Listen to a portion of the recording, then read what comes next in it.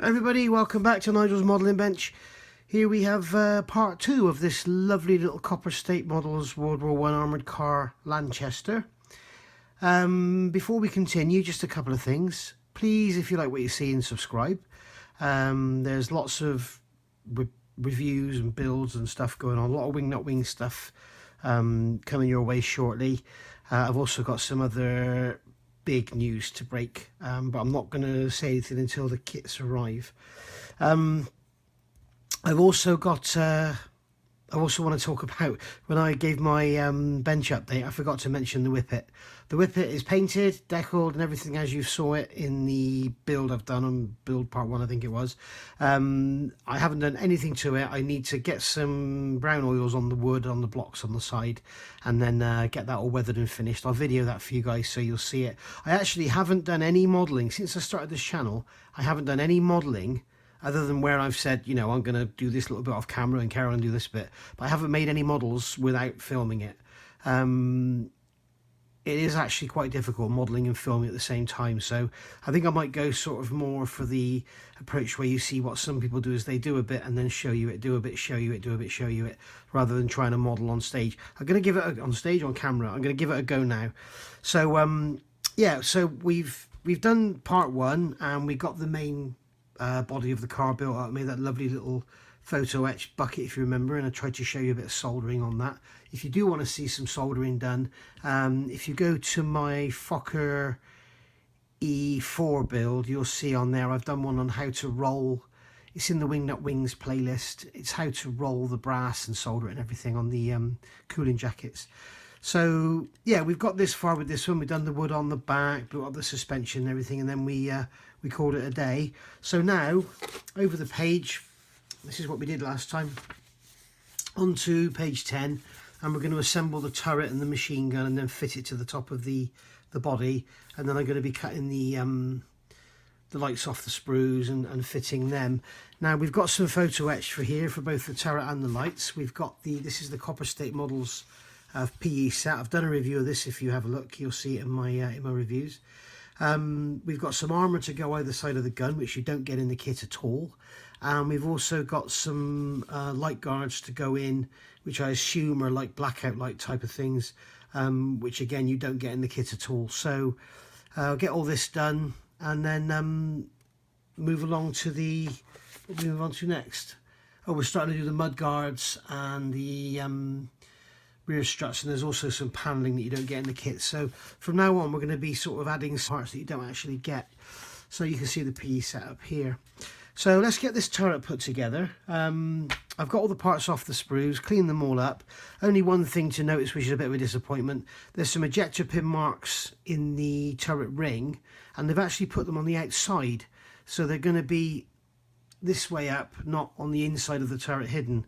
So yeah, they need a bit of a sand up. Some of them were, well, there was some flash around the edges that needed sanding off. So make sure you do that nice and smooth, or you'll be, you know, when it's all painted and you move the turret, you'll be picking up paint and get it all jamming up and everything.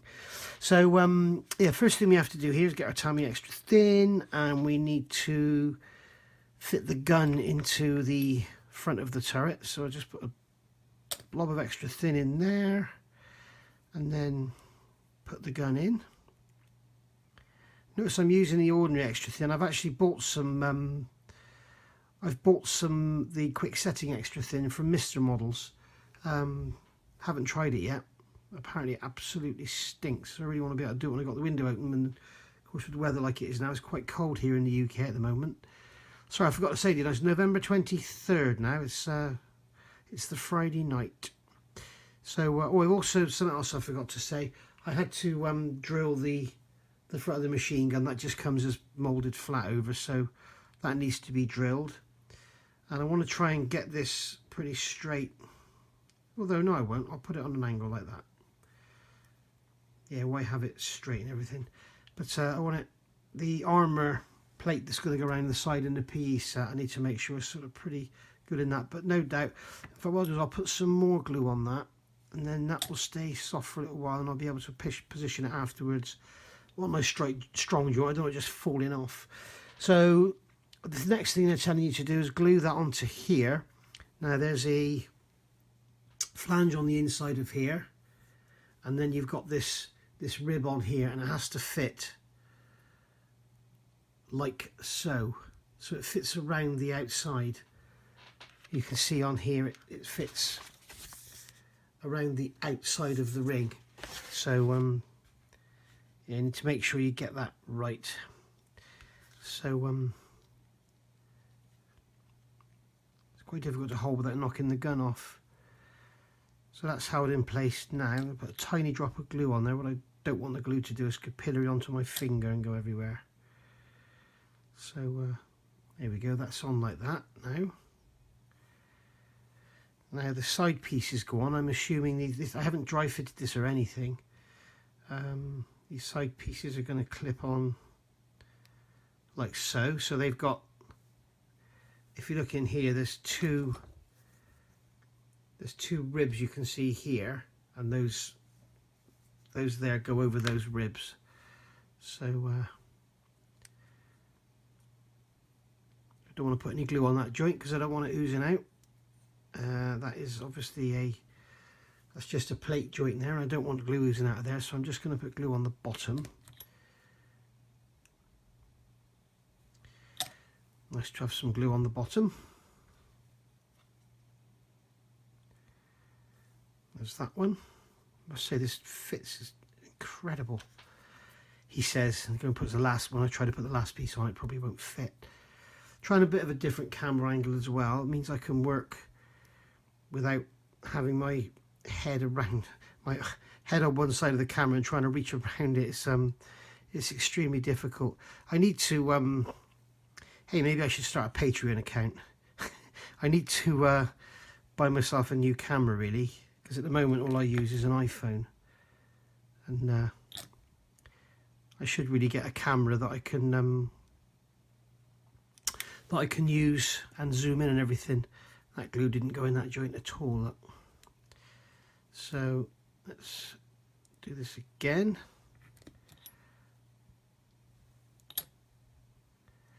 Yeah, what I'm scared of, you need to be careful of, if you hold these, look at that, glue's gone up there, that's a pain. If you hold these near the joint where you put the glue, the glue will capillary under your finger, and you'll end up with a fingerprint in the plastic. Now this one doesn't seem to want to fit so well as the other one did, which is a shame. There we go, it's popped in now. Yeah, see, this is what I'm talking about. You need to be careful of having the glue in the joint, because you can see there's some glue oozed out of there now. And if I don't deal with that, it'll look pathetic, because that's just a riveted plate. So it's supposed to be a joint, it's not supposed to have anything oozing out of it. So let's put this back piece on. How's this going to fit? Oh, nice. Very nice. This really is, guys, this is a lovely, lovely kit. And if you're into your World War One in any way, shape or form, or you've got something that wings aircraft or whatever, and you want to do a little display with them, this is the perfect kit to go alongside them. I know it's 35th, but hey, you know, I think we can get away with that, unless you're a real rivet counter. It's quite nice. That's got quite an edge on it, that part, look, so you get the accentuated plating edge, which will look really good. Oh, and I'll put this door on. Something I always try and do with stuff like this, I'll fit it on and then put the glue on the inside again, so we don't get anything oozing out. So just touch it and then don't push down on it, just let it sit there. If I push down on it now, the glue will ooze out the joint. So that's that done. Now the roof goes on with this part here. I guess that's for some sort of aerial or something. No, it wouldn't be an aerial, would it? They didn't have radio in those days. So the roof fits like so, and it fits very, very well.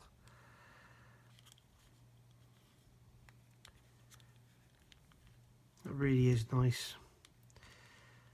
So I want to actually, this plate's coming apart here. So I'm just going to put some glue in there, just to hold that together.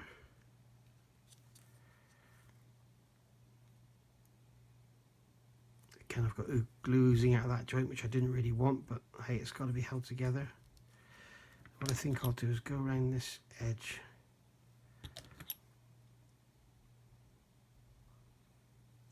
And if I do get anything oozing out of those joints, I'll just have to deal with it after. It's quite, most of it will just shrink back and disappear, but anything that is delayed, just give it a scrape with the end of a new blade, and you get your panel line back. It's probably not best not to go in there with scribers and stuff. You don't want a great big joint there. You just want to be able to differentiate between the two panels. Okay, so how's that roof fitting now? Look at that. How lovely is that fit? When you think this is made up of 1, 2, 3, 4, 5 parts, and then the roof is just fitting on straight away. And look at that, where I was a gap is where I've left a bit of flash on there. So I'm just going to quickly sand that off. Use my little flory sanding sticks, as good as they are. And there we go. That fit is basically, for what it is, you know, it's plate armor for what it is. The fit is perfect. So let's just go on the inside here.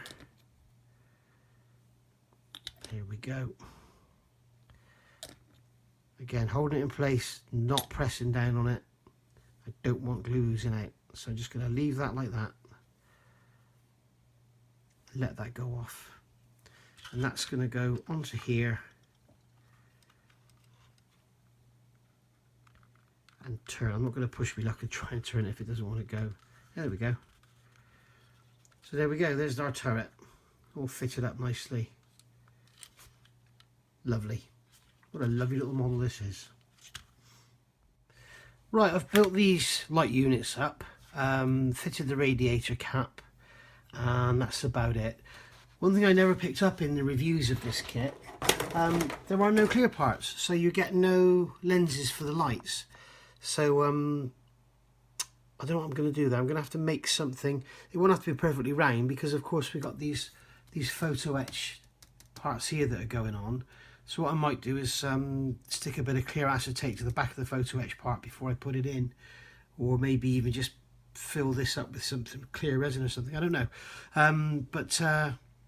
Yeah, also with these lights, I did film it, honest, and I actually deleted the bit of film, the little segment, because there were some swear words.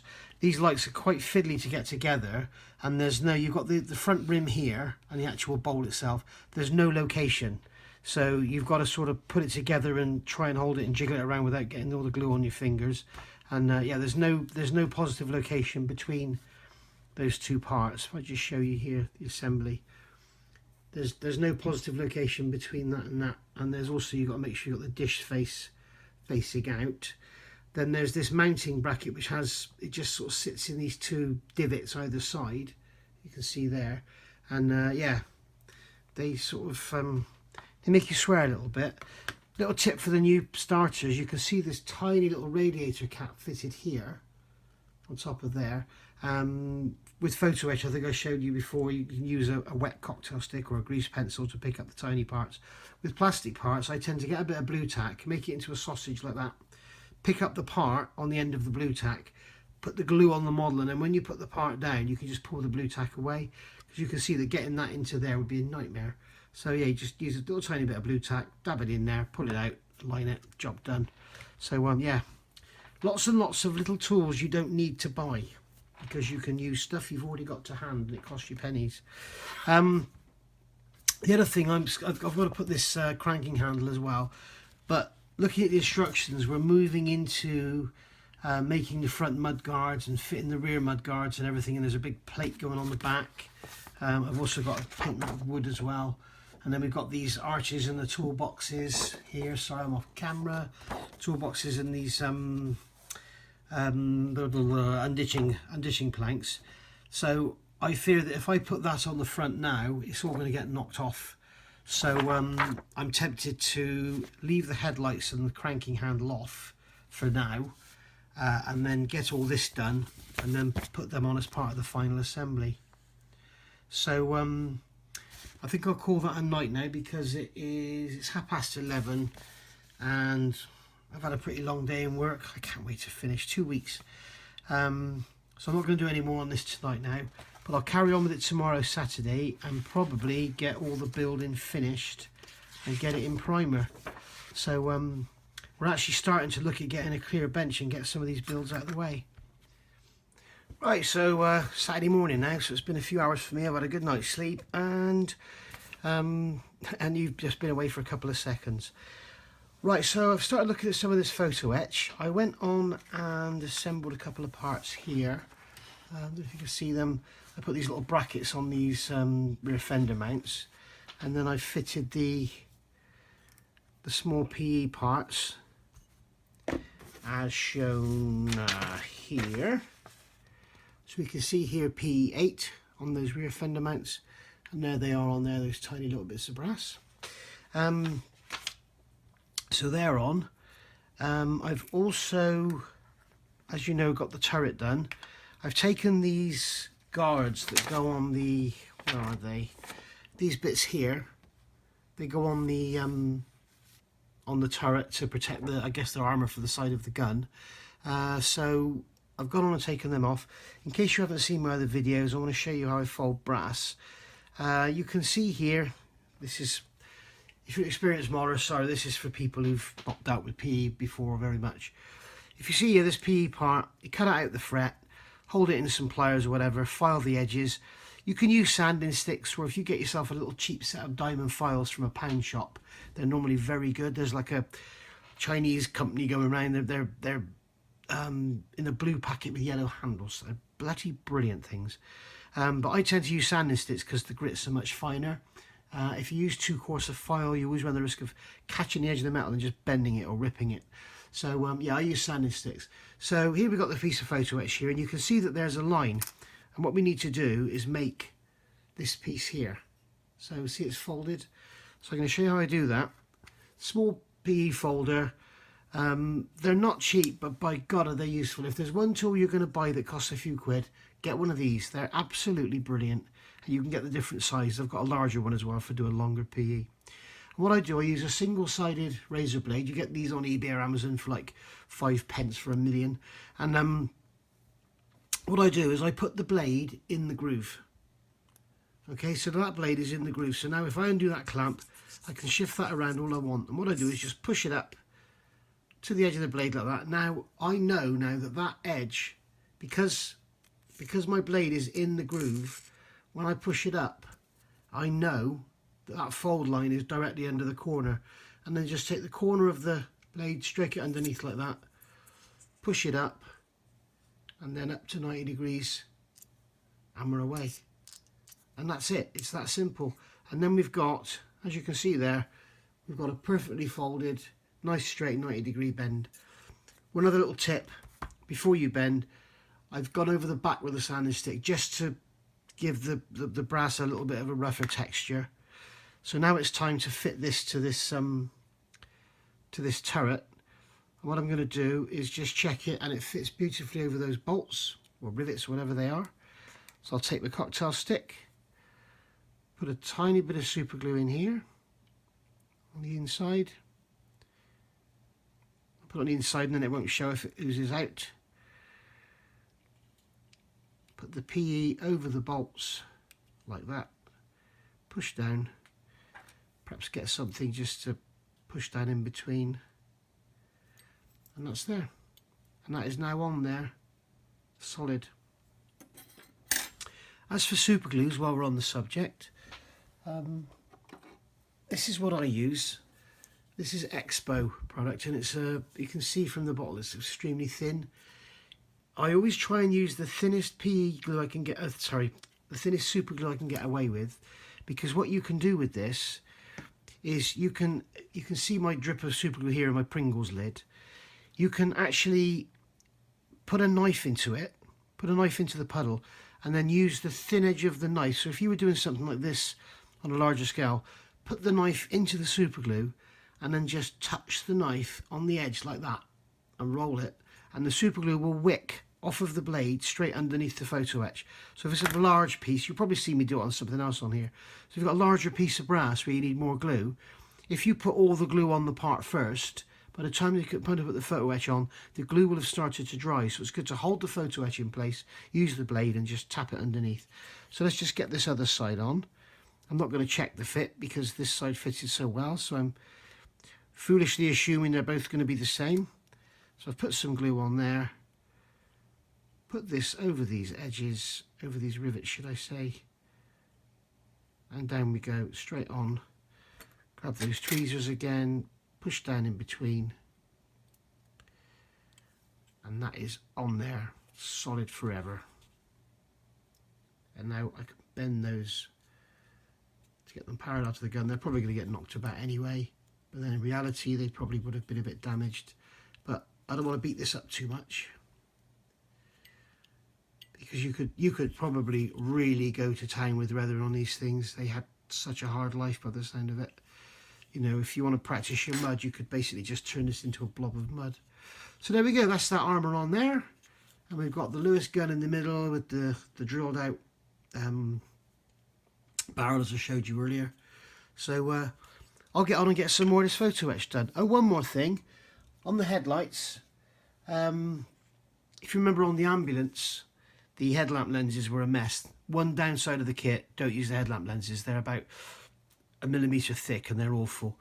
So what I've done here, and I seem to be having a sort of reaction, taken the lenses out and I filled those headlights with Mr. Clearfix from Humbrol, and it looks like I'm having a reaction in there with something or other, so I probably have to take that out and start again. Or I'm just going to have to put something over them like they got a blackout on them.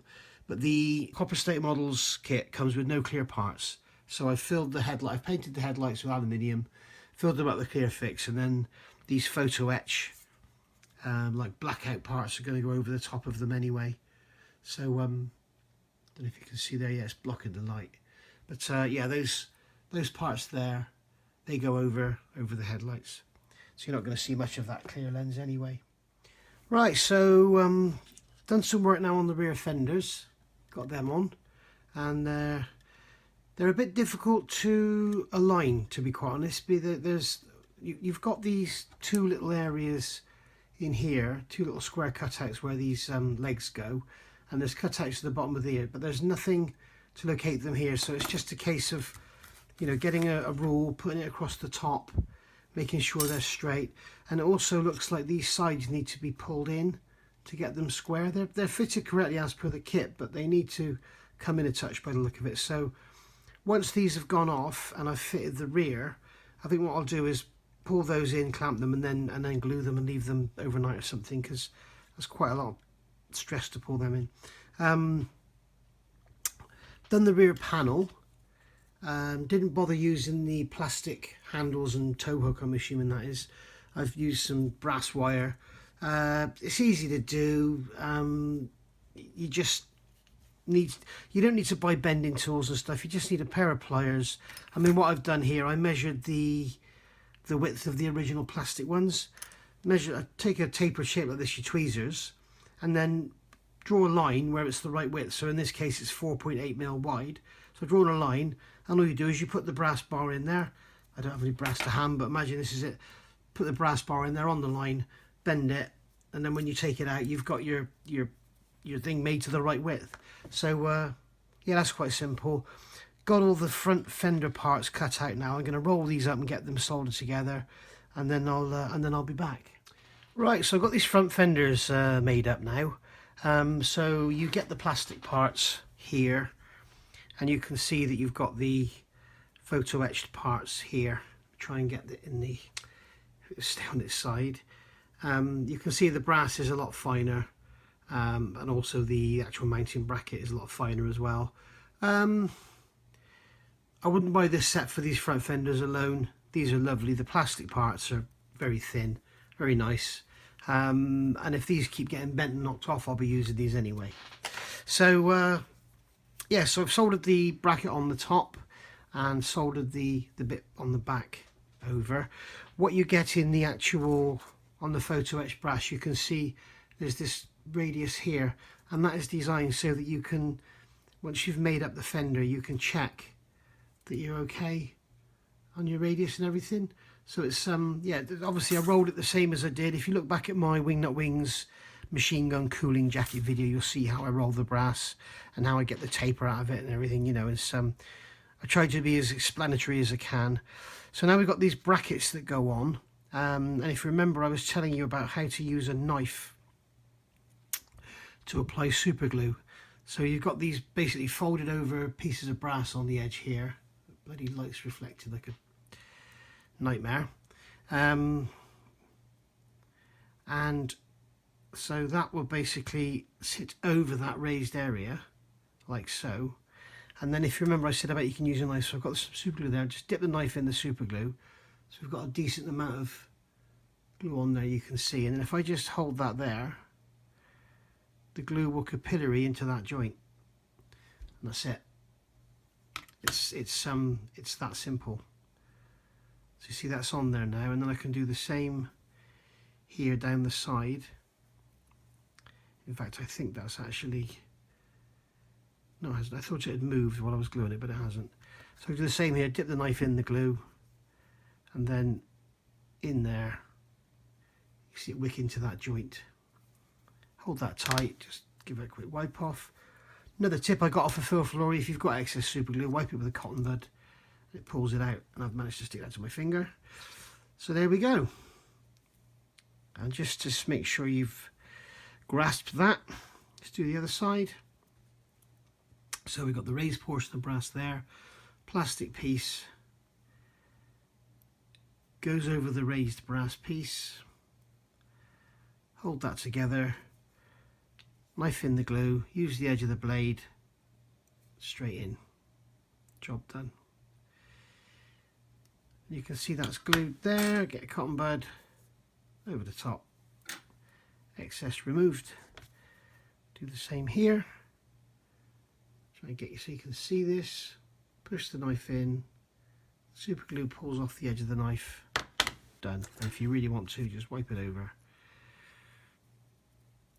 And that's how I do super glue using a knife on larger parts.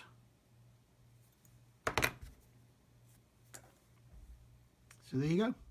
Okay, so I said I was going to get the fenders glued on. I'm actually not, because as you can see, they clip under here and in there, and these brackets on the top actually go underneath that protrusion there, and underneath that protrusion is where you fix the headlights. And of course the headlights are now setting with all their clear fix in them, so really I've come to a bit of a dead stop. I could go on and do the wheels, but I want to kind of leave those till last. So I'm going to call that a wrap for this video. So there will be a part 3 where we will finish it off, and it won't be a very long video. I also want to get this wood painted up and everything before it's fitted. Trying to get the wood grain effect on it once it's actually in there is going to be difficult. So I'd rather get it on there, mask it, paint the model, and then take the masking off and leave the wood there. You know how much I love the wood. I also need to add the Photo-Etch parts in here, which don't come with the kit. So thanks for watching. If you like this, please like and subscribe. Lots and lots of World War I stuff and other stuff coming. I have got a very big build on the way, but I'm going to ask you guys if you want to see it or not, because it'll go on for a long while. Yeah, so there we have it. That's the Lanchester armoured car from Copper State Models build part 2, and I'll see you back very soon with build part 3, where we finish it off and start painting. Thanks for watching. Bye bye.